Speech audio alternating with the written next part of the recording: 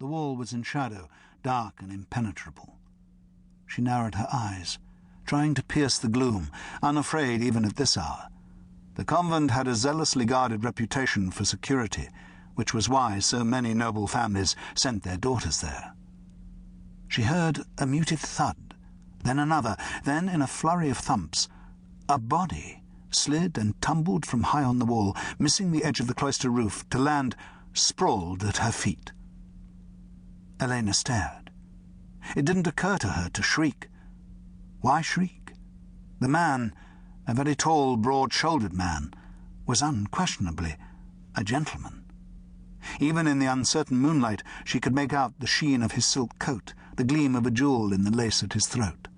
Another, bigger gleam adorned one finger of the hand he slowly raised to push back the locks that had pulled free of his queue to fall across his chiselled features.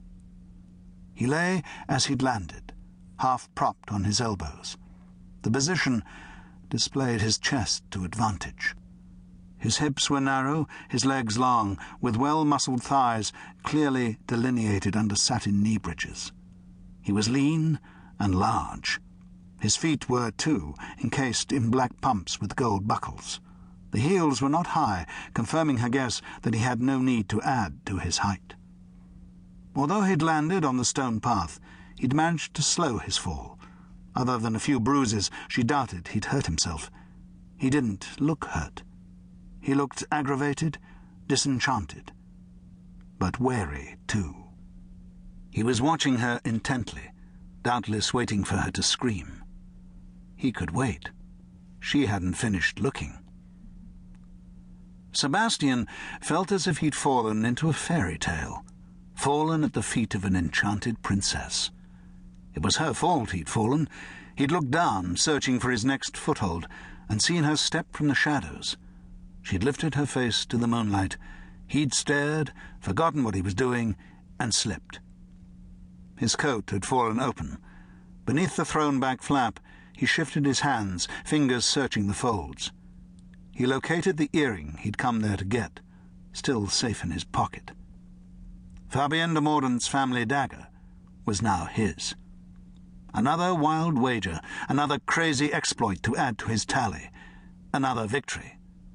And an unexpected encounter. Some deeply buried instinct, long dormant, raised its head, recognized the moment, paid it due heed. The girl, she was surely no more than that, stood watching him calmly, studying him with an assurance that shouted her station more surely than the fine lace at the neck of her demure night-rail. She had to be one of the convent's high-born charges, still here for some reason. Slowly, as smoothly as he could, he got to his feet. "Mille pardons, mademoiselle." He saw one dark, finely arched brow quirk. Her lips, full but unfashionably wide, relaxed fractionally. Her hair, unrestrained, cascaded about her shoulders, wavy locks dead black in the moonlight. "I didn't mean to frighten you."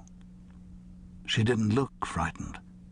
She looked like the princess he'd thought her, supremely assured, faintly amused. He straightened to his full height, but slowly. She was a small woman. He towered over her. Her head didn't reach his chin. She looked up at him. The moon lit her face. There was no trace of concern in her pale eyes, large under their hooded lids. Her long lashes laid a faint tracery of shadows over her cheeks. Her nose was straight, patrician. Her features confirmed her birth, her likely station. Her attitude was one of calm expectation. He should, he supposed, introduce himself. "Diable, le fou!" he whirled. A clamour of voices spilled into the night, shattering the stillness. Flares sprang to life at the end of the cloister. He stepped off the path, sliding into the shadow of a large bush. The princess could still see him, but he was hidden from the noisy crowd hurrying up the path. She could point him out in an instant, direct the guards his way. Helena watched a bevy of nuns approach at a run, habits flapping wildly.